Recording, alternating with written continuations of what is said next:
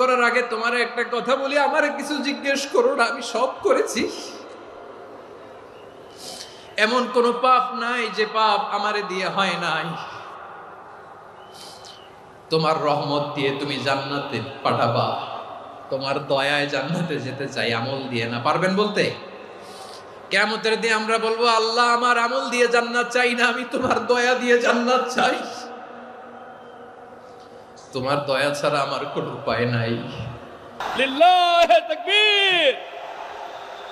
নারায়ে তাকবীর, নারায়ে তাকবীর। মিজানুর রহমান আদের সাহেবের আগমন পটুয়াখালীর পক্ষ থেকে। প্রিয় পটুয়াখালীবাসী, আপনারা কেমন আছেন সবাই?